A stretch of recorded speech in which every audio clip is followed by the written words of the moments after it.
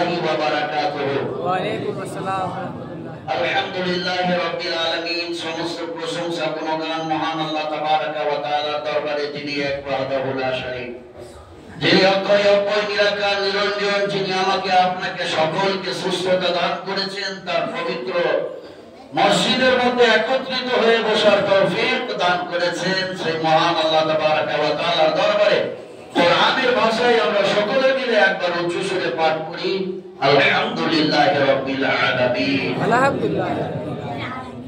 তারপরে পরে হাজার হাজার কোটি কোটি অগণিত দরুদ ও সালাম অর্পিত হোক, বর্ষিত হোক, প্রেরণ হোক আকায়ে নামদার মাদানী তাজদার মক্কি মাদানী আকা ওয়া দাতা আহমদ মুস্তাফা মুহাম্মদ মুস্তাফা সাল্লাল্লাহু তাআলা আলাইহি ওয়াসাল্লামের প্রতি সকলে মিলে বলেন আল্লাহুম্মা আমিন। আল্লাহুম্মা আমিন। আমরা যারা আজকে উপস্থিত হয়েছি, মহান আল্লাহ তাবারাকা ওয়া তাআলা আমাদের এই উপস্থিতিকে কেন্দ্র করে আমাদের সকল যাবতীয় গুনাহ খাতাকে মার্জনা করুন। আমাদের পূর্বপুরুষ যিনারা ইহকালকে ত্যাগ করে পরকাল গমন করেছেন, মাটির মধ্যে শুয়ে আছেন, আল্লাহ তাদের সকলকে তোমার আরামদায়ক ঘর জান্নাতুল ফিরদাউসের মধ্যে উচ্চ মাকাম দান করুন।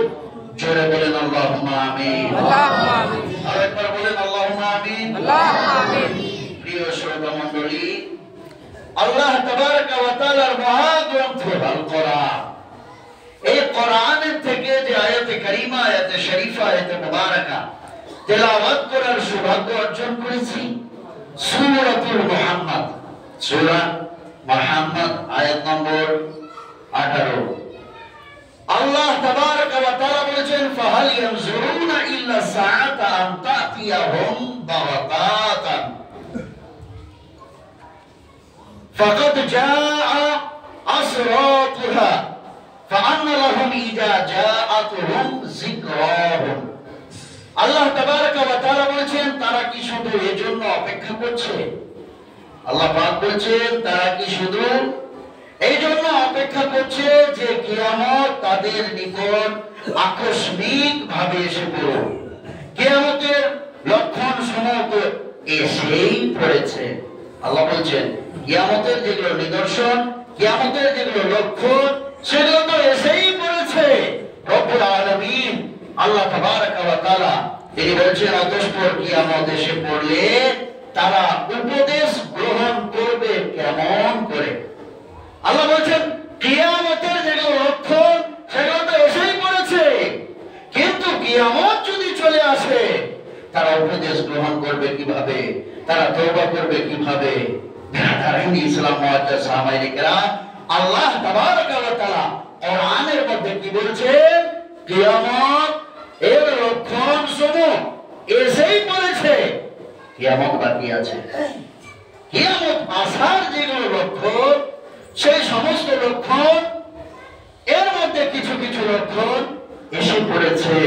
রব্বুল আলামিন গুনাহগারদের দিকে উদ্দেশ্য করে বলছেন যে তারা উপদেশ গ্রহণ করবে কিভাবে যদি কিয়ামত চলে আসে, তাদের কি অবস্থা হবে?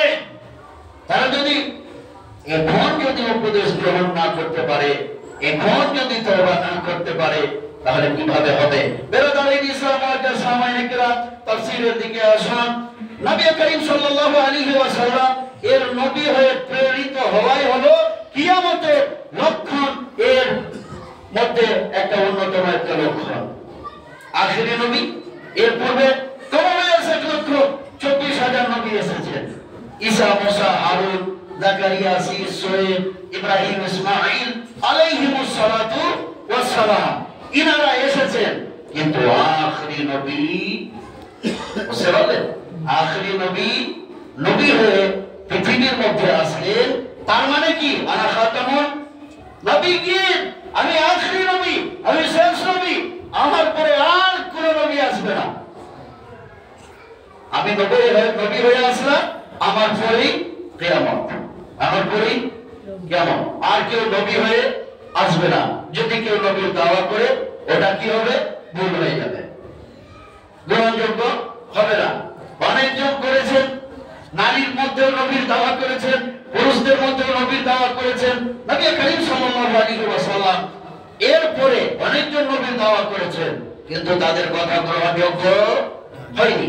বেরাদারিন ইসলাম মুআজ্জাজ সাহাবায়ে কেরাম, আমি আপনাদেরকে বোঝাতে চাইছিলাম যে আল্লাহ তাবারাক ওয়া তাআলা যে এই কোরআনের মধ্যে যাহা কিছু বলেছেন, বেরাদারিন ইসলাম মুআজ্জাজ সাহাবায়ে কেরাম যিনারা এই আয়াতে কারিমার তাফসীর করেছেন, যারা বলেছেন নবী করিম সাল্লাল্লাহু আলাইহি ওয়াসাল্লাম এর নবী হয়ে প্রেরিত হওয়ায় কিয়ামত নিকটবর্তী হওয়ার একটি নিদর্শন। জোরে বলেন আল্লাহু আকবার। যেমন তিনি আল্লাহর নবী সাল্লাল্লাহু আলাইহি ওয়াসাল্লাম তিনি নিজেই বলেছেন, বুইস্তু আনা ওয়াসসাআতু কাহাতাইন। আল্লাহর নবী সাল্লাল্লাহু আলাইহি ওয়াসাল্লাম তিনি বলেছেন, আমার প্রেরিত হওয়া ও কিয়ামতের মাঝে ব্যবধান হলো এই দুই আঙ্গুলের ব্যবধান। আল্লাহ নবী সাল্লাল্লাহু আলাইহি ওয়াসাল্লাম কি বলেছেন, আমার প্রেরিত হওয়ার ও কিয়ামতের মাঝে ব্যবধান হলো এই দুই আঙ্গুলের মাঝের ব্যবধান। বেরাদারিন ইসলাম, এই দুই আঙ্গুল আপনি কি বুঝতে পারলেন? এটা হলো ছোট আর এটা হলো বড়, বুঝতে পারলেন? এই দুইটাকে যদি সমান করেন তাহলে একটু বেশি হচ্ছে, একটু বেশি হচ্ছে, একটু মাত্র বেশি হচ্ছে। নবী করিম সাল্লাল্লাহু আলাইহি ওয়াসাল্লাম তিনি বোঝাতে চেয়েছেন যে এইটুকু সময় শুধু কিয়ামত আসতে বাকি আছে। বুঝতে পেরেছেন? কিয়ামত আসতে এইটুকু সময় শুধু বাকি আছে। বেরাদারিন ইসলাম মুআজ্জাজ সাহাবায়ে কেরাম, মুসলিম শরীফের হাদিসের মধ্যে আল্লাহ নবী সাল্লাল্লাহু আলাইহি ওয়াসাল্লাম কিয়ামতের ব্যাপারে এবং কিয়ামতের আলামতের ব্যাপারে, নিদর্শন এর ব্যাপারে কি বলেছেন? মুসলিম শরীফের হাদিস, হাদিস নম্বর 7020, হাদিসের মধ্যে রাবী হলেন বেরাদারিন ইসলাম মুআজ্জাজ সাহাবায়ে কেরাম عن جابر بن سمرة عن نافع بن عتبة قال كنا مع رسول الله صلى الله عليه وسلم في غزوة قال فأتى النبي صلى الله عليه وسلم قوم من قبل المغرب عليهم ثياب الصوف فوفاقه عند أكمة فإنهم لقيام ورسول الله صلى الله عليه وسلم قائد قال فقالت لي نفسي تهم فاقم بينهم وبينه لا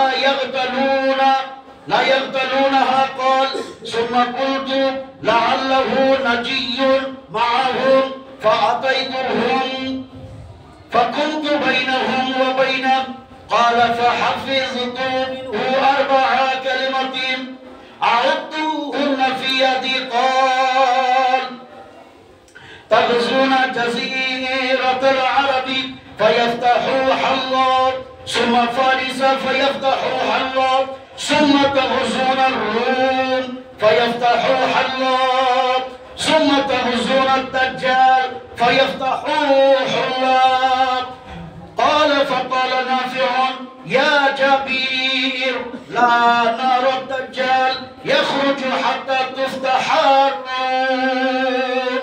جل سبحان বেরাদারিন ইসলাম মুআজ্জাজ সাহাবায়ে কেরাম নাফি ইবনে উতবা রাদিয়াল্লাহু তাআলা আনহু থেকে বর্ণিত, তিনি বলেন, এক যুদ্ধে আমরা আল্লাহর নবী সাল্লাল্লাহু আলাইহি ওয়াসাল্লাম এর সাথে ছিলাম, তখন পশ্চিম দিক হতে একদল লোক আল্লাহর নবী সাল্লাল্লাহু আলাইহি ওয়াসাল্লামের নিকটে আসলেন। বুঝতে পেরেছেন? কে বলছে? হযরত নাফি রাদিয়াল্লাহু তাআলা আনহু। তিনি বলছেন যে এক যুদ্ধে আমরা আল্লাহ নবী সাল্লাল্লাহু আলাইহি ওয়াসাল্লামের সাথে ছিলাম, তখন পশ্চিম দিক হতে এক দল লোক নবী করিম সাল্লাল্লাহু আলাইহি ওয়াসাল্লাম এর নিকট আসলো। তাদের গায়ে ছিল পশমের কাপড়।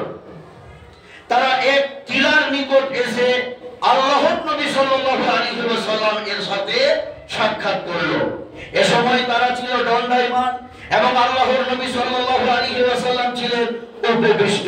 জোরে বলেন সুবহানাল্লাহ। সুবহানাল্লাহ। আমার মন তখন আমাকে বলল, হযরতে নাফি রাদিয়াল্লাহু তাআলা আনহু, হযরতে নাফি রাদিয়াল্লাহু তাআলা আনহু তিনি বলছেন যে আমার মন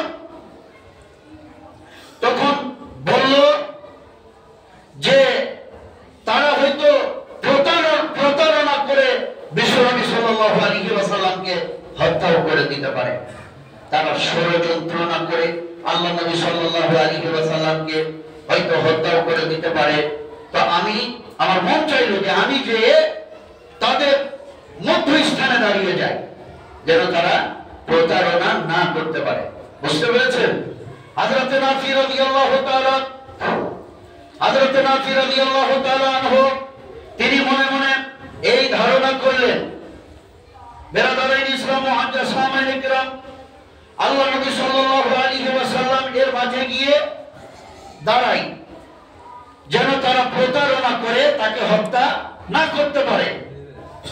পুনরায় আবার আমার মনে আসলো সম্ভবত তিনি তাদের সাথে কোন গোপন আলাপ করবেন, যার কারণে তারা এসেছেন।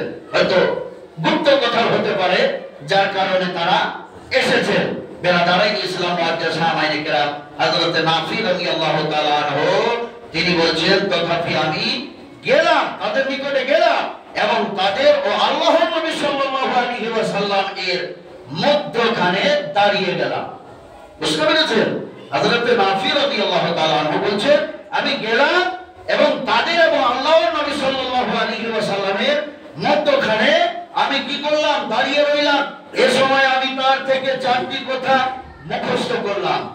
আমি যে দাঁড়িয়েছিলাম 4টি কথা আমি মুখস্থ করলাম এবং তিনি এই কথাগুলো আমার হাত দ্বারাই গণনা করালেন।